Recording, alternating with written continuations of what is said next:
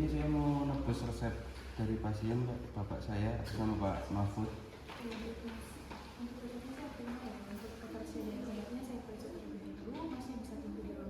Baik Mbak, terima kasih Mbak. Atas nama Bapak Mahfud. Saya Mbak. Baik, ini dengan siapa? Saya Brian Mbak, anak Bapak Mahfud sendiri. Baik, alamatnya di mana? Di Jalan Kesehatan di Kayamsari Mbak. Baik, untuk masnya ini tuh obatnya sudah saya cek kelengkapannya. Kemudian untuk resep ini memerlukan konseling. Jadi butuh konseling di ruang sebelah ya Mas. Baik. Untuk waktu konselnya kalau boleh tahu itu berapa menit ya Mbak? Soalnya kan saya beberapa setengah jam lagi itu ada kuliah, jadi agak buru-buru gitu Mbak. Hanya sekitar 3-5 menit Mas. Oh, baik. Sebentar saja, tapi sangat penting untuk disampaikan. Oh, baik Mbak, siap. Baik, silahkan ya. Baik. Silakan bisa masuk Mas. Waalaikumsalam. Silakan bisa duduk terlebih dahulu. Sebelumnya di sini ingin menebus resep untuk pasien siapa? Atas nama Bapak Mahfud. Atas nama Bapak Mahfud.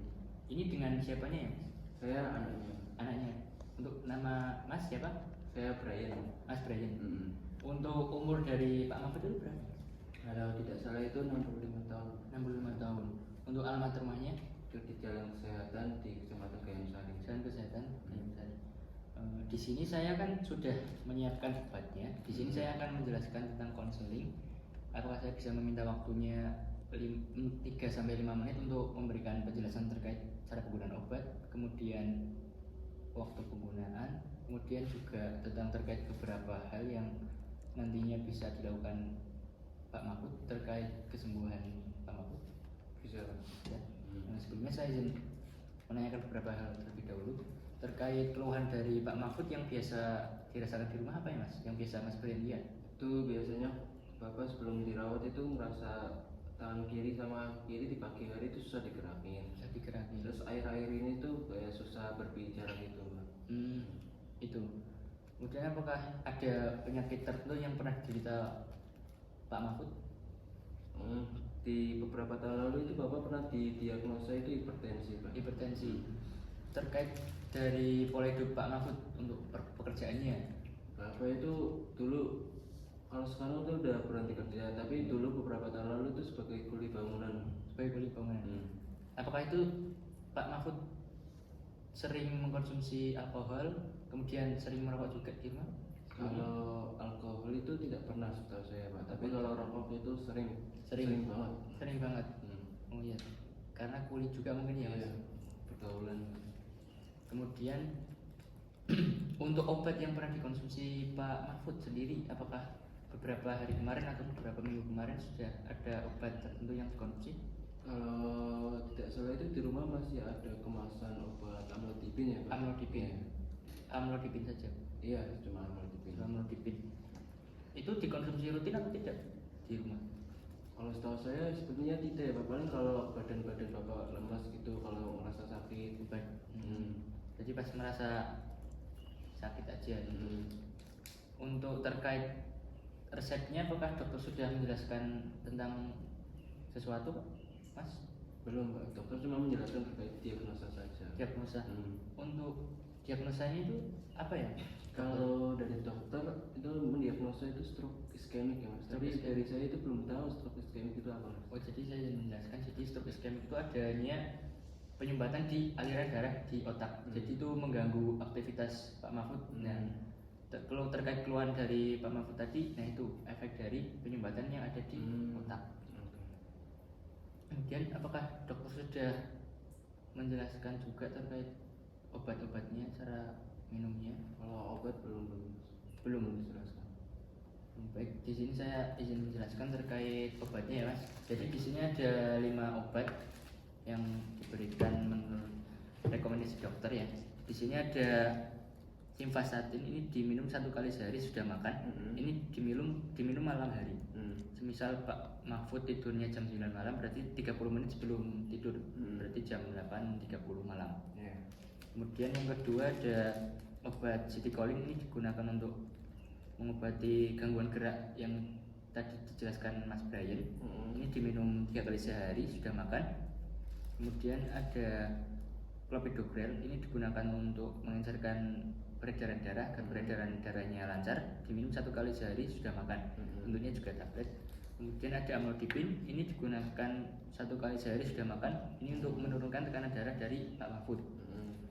Kemudian yang terakhir ada aspiret, ini diminum 1 kali sehari sudah makan.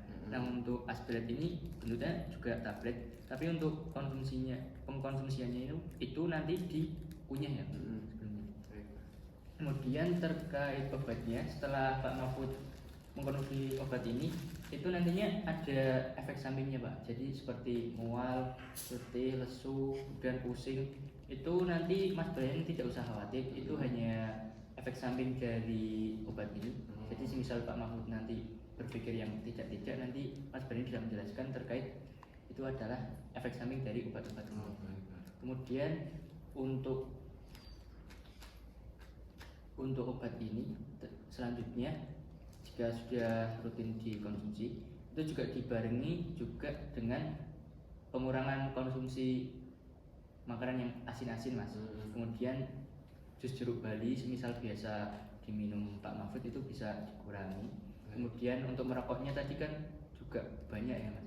Jadi bisa diturunkan terlebih dahulu. Dilakukan saja itu Mas. Ya kalau bisa di stop aja Mas. Soalnya kan Pak Mahfud juga sudah tua ya, maaf ya. 65 tahun itu kan juga meningkatkan resiko tentang penyakit lain juga seperti tekanan darah tinggi, kemudian juga bisa lebih parah lagi gitu Mas.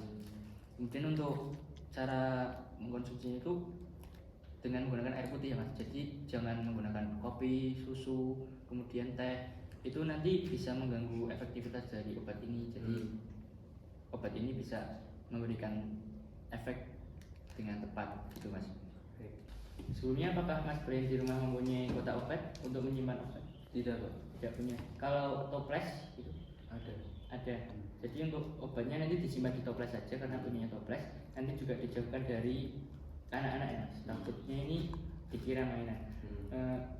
Selanjutnya tadi juga kan untuk pengkonsumsian obat sebelumnya kan itu tidak rutin ya, amlodipin tadi ya.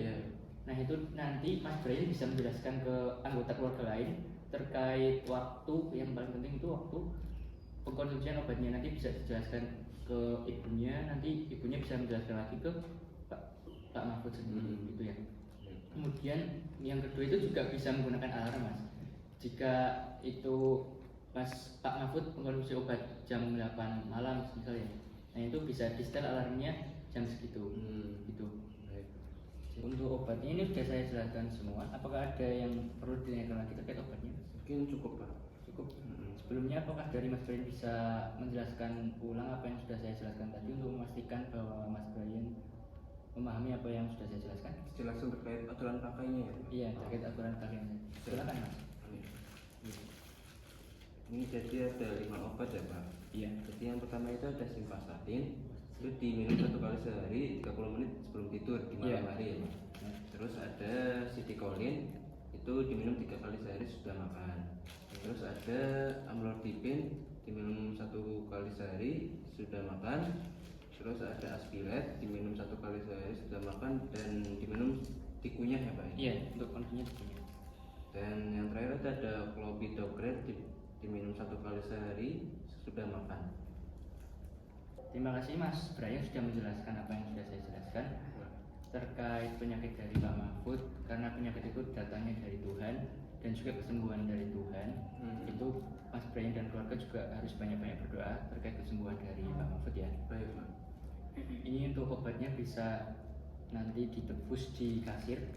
Ini untuk resepnya bisa dibawa nanti ya. Ini saya taruh sini dulu. Semoga Pak Mahfud lekas sembuh ya Mas. Amin. Terima kasih Mas. Terima kasih Pak. Ya silakan bisa kasih terlebih dahulu Mas. Misi Mbak. Ini mau ngambil obat Pak atas nama Bapak Mahfud. Baik, sebentar ya, saya proses dulu. Silahkan ditunggu dulu ya, nanti saya panggil. Baik Mbak, terima kasih. Atas nama Bapak Mahfud, Saya Mbak.